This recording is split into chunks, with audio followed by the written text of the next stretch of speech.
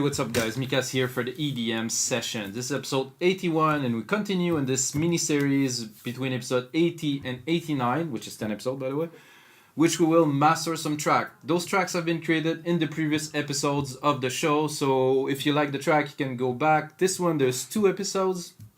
I can't even recall actually. It will be written in the description below. So there's an episode which we arrange and mix the track, and there's a first episode which actually composed a really basic 16 bars that we actually made this track with. So in this third step of the production process, we're gonna master the track. I got the mastering chain set up here. The track is 124 BPM. It's a progressive house, a bit of like a funky, groovy feel with some atmospherics and stuff. It's a very interesting track. It's gonna be a lot of fun to master, and I will explain to you guys the process. And of course, once I'm done with this, I will put the project online on wemakedancemusic.com as a mastering project that you can actually insert your own track and use the mastering chain to master it. It's gonna be only $5, of course. And also, of course, if you didn't know, on our site wemakedancemusic.com we have 5,000 dot templates. It's more 5,600 now, but we have dot templates to do everything from like all the genres of music, complete songs. We're loaded with stuff right now. Everybody's on curfew, so everybody's uploading a lot. So let's see the positive in those moments, and let's get to master the track. So I did the first episode and I actually used the speakers, which was a mistake because there was some feedback, because by the time the sound go out the speaker back into the mic and re-record and stuff, there's a delay and I couldn't sync it. I tried, so I will trust my trustful headphones that I use for those is 9 years that I use only like the ATH-M50. So I will do this. I trust the chain that I use too. I use it for so many years. It took me really, honestly guys, 15 years to build this chain, and I'm not exaggerating. I've been using Waves plugin for a long time and I studied those. I wanted to understand, and after all this time I have this chain which include many different plugins. So first we're gonna have a listen to the track. Not all, but just a little bit, you know, so you get a feel of it. A bit plucky, but then it turned into, so this track is about arrangement. There's a lot of the track kind of stayed the same, the groove stayed the same, but it's moving in a lot. There's automation in the low end. It's pushing, pulling constantly. You can hear now the bass is coming back up.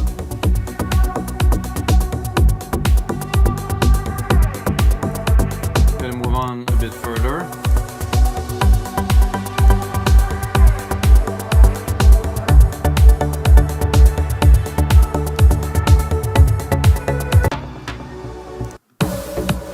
I think it's rising a lot here.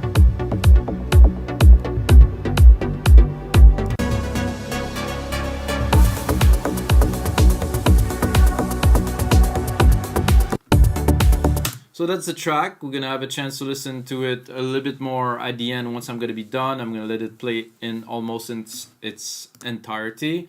First plugin that I use when I do my mastering, I use this Renaissance EQ as a summing EQ, as a summing plugin. So what I do is I go in the loudest part of the track, do the auto gain here.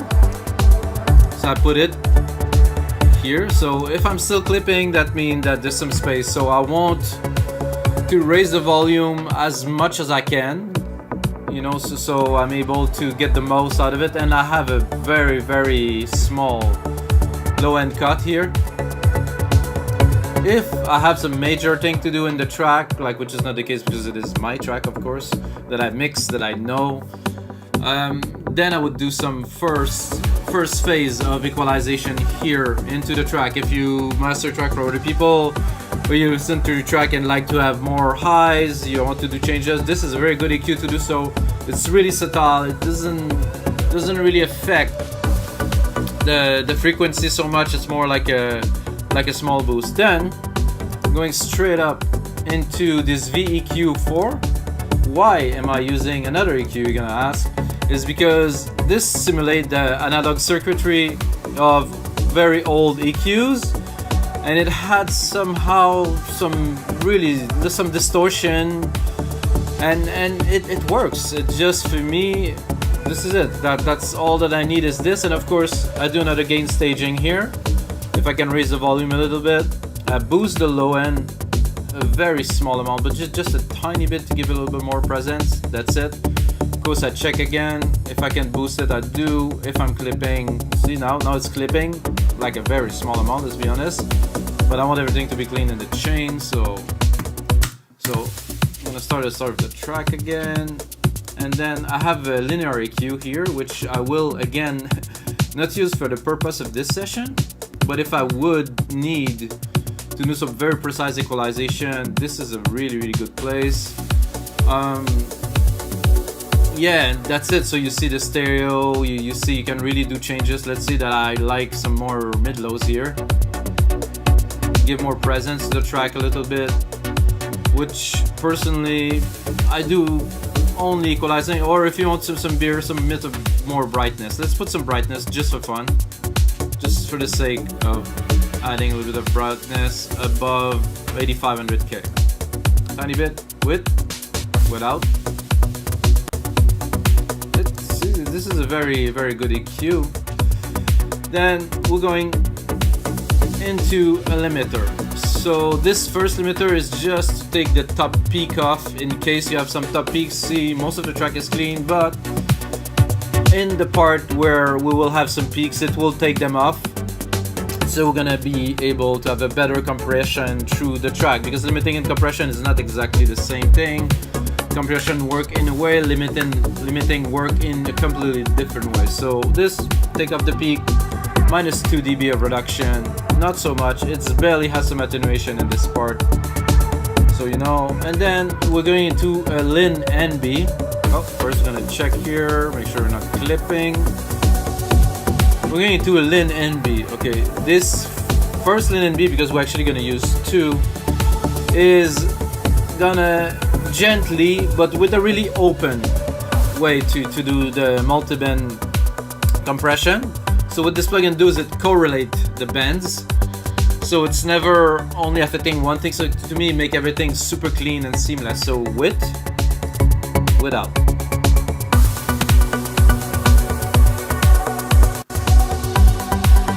And then of course we're gonna do again some gain staging. Make sure that we're not clipping anywhere. So far, so good. I'm gonna go back to the bass part. I'm gonna pick up a part where the bass is coming in strong. I think here.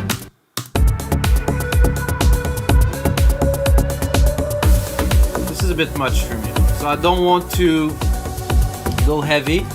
I never use one plugin to do a lot of effect. I use every plugin smoothly to do a little bit, like Robert Babbitt's. I've seen a tutorial about this guy who's doing the same. It's very much the same, with like just a little bit of a compressor, just a little bit of a limiter, just a little bit, slowly round up the track, make the best out of it. Then after this LINMB, where we process the multiband, we're gonna add some character with this API 2500. I personally like what this compressor does to the low end. It really make the punch thick. It just had that presence that's just amazing. So I'm gonna take this part here, which is quite full.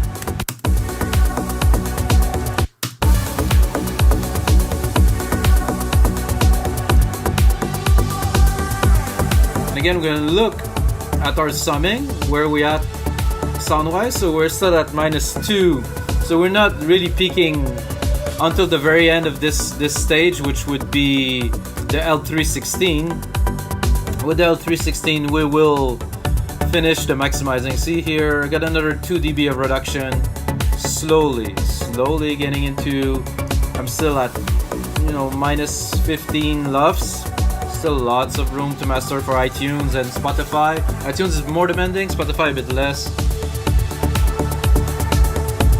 And then here I have a G channel that I use only if needed. So what I've done is I boost a little bit of the top end, because it's got a nice little crisp like top end, and the low end which I'm gonna say in every episode, it just had some presence to the low end without boosting the EQ. It is an EQ, but it's like it's a very different way to equalize. So we're gonna make sure, again, input and output, no clipping. Everything is clean through the chain. It's clean again from here. Track sound, very good.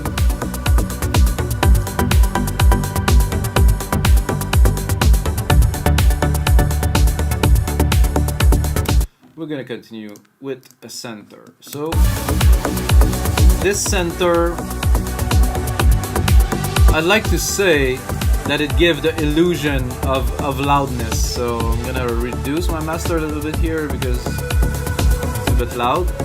So what I mean by the illusion of loudness, I mean that it spread the sound of the stereo field, it make it more present. It seemed to be louder, but it is not louder. Oh, I had some clipping here before that because of that, so it seemed to be cleared out.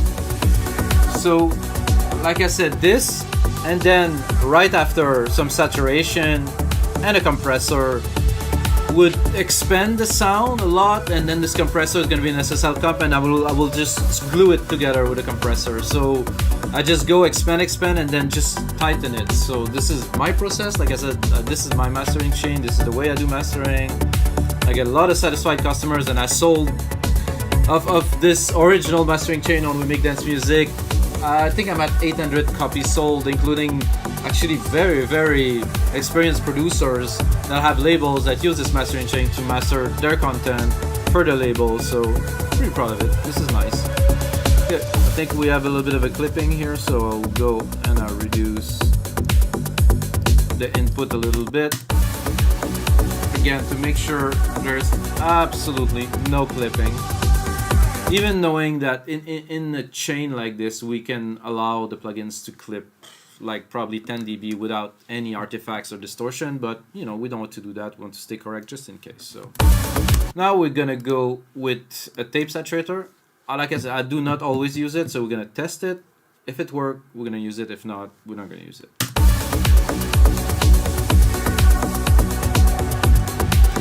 So again, this is the little clicking is because of the DAW inserting the plugin.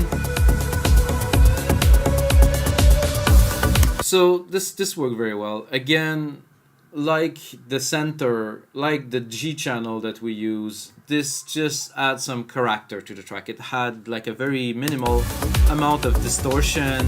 It had a certain presence. It made just the sound thicker, you know. It just make it, I would say, more interesting to listen to, or just like everything is a bit more in your face. And then we put on like a G channel, of course. Again, I like this compressor on the kick. Really bring a nice presence to the music, glue everything together. We need a little bit more in this case. I would say about 2 dB of compression maximum. This is an analog, so I cannot really see. So I'm going with the feel. Without. With. Oh yeah.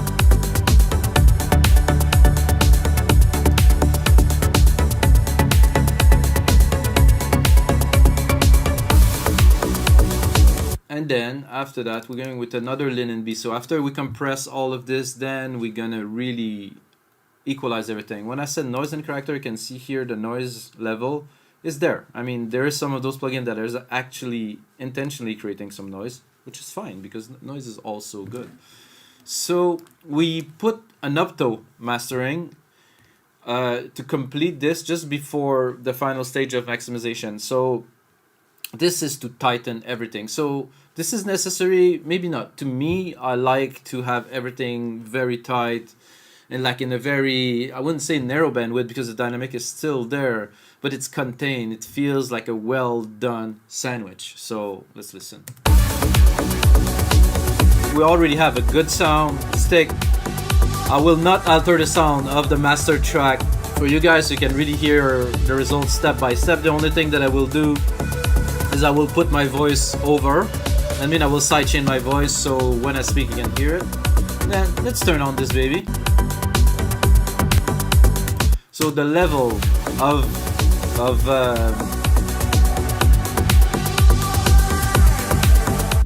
of compression and maximizing of this is very, very minimal. You can see here I might be doing like a dB and a half, but the character, so without width again. We're gonna start again. Width.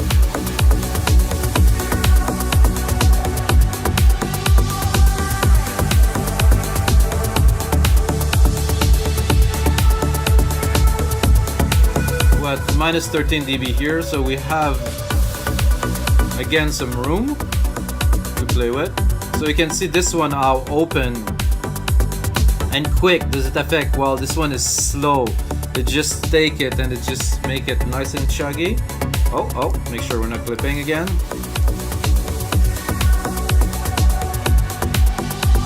Okay, so we finished this mastering session, or this part of the mastering session here with the beast, the legendary L316, which is used everywhere. Very important not to abuse this tool.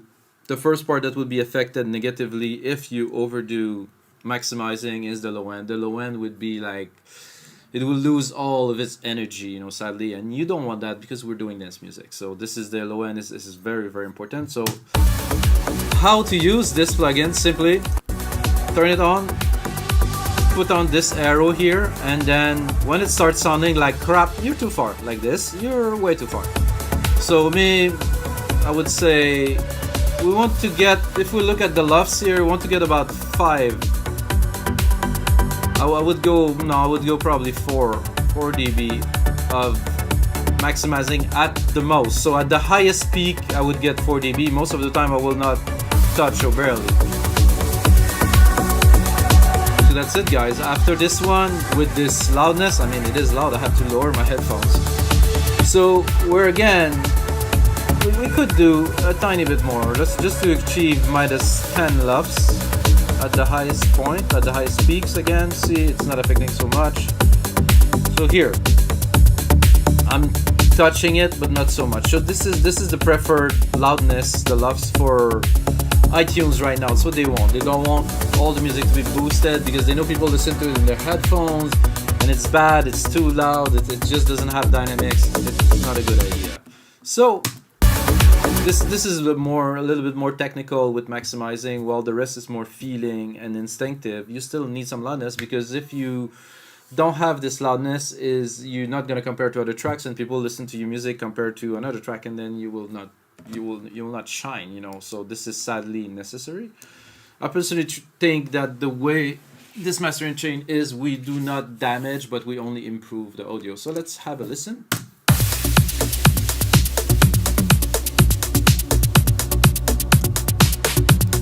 At the same time we're having a listen, we're going to look at our plugins to see how hard they are working. Make sure we're not clipping in any parts of the track. I would like to have a gigantic screen to be able to put all of them there, but you know, you can see what's happening now.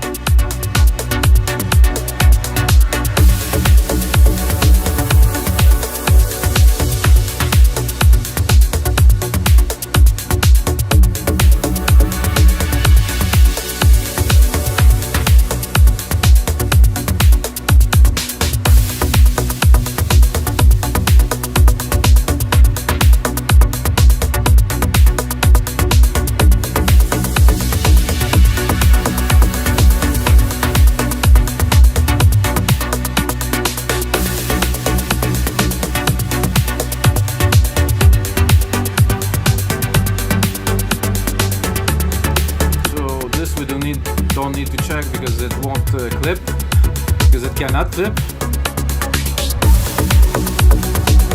This again, the limiters are good. This too.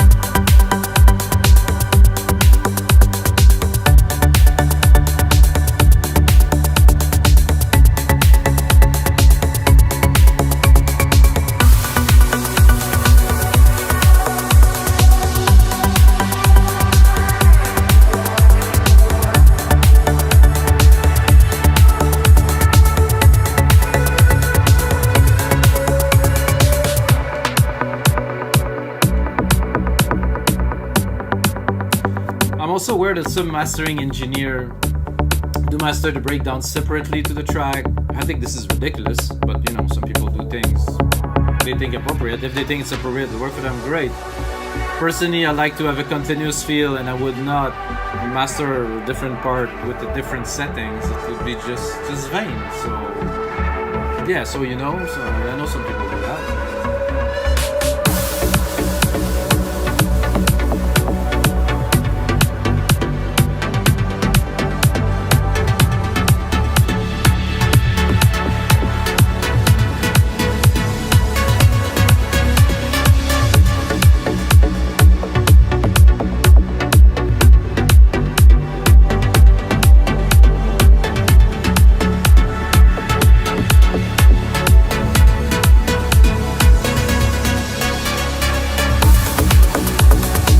Alright guys, so we listened to the track, it's clean, everything is done. This is episode 81 of EDM Sessions. Be ready for some more mastering sessions. The next one I will do a trance track, which is going to be a little bit different than this one because it's trance, it's faster, more punchy. We're going to try to really make the best out of this genre of music with our mastering chain again. And if you're still watching, you just earn yourself half price off on our site, wemakedancemusic.com. Just enter my name, Mikas, M-I-K-A-S. And while you're at it and you're typing my name, you might go to Spotify or Beatport and type my name too. I got a lot of music out for the last 17 years that I released music, the last 22 that I produced. So guys, check it out. And of course, the most important thing, as always,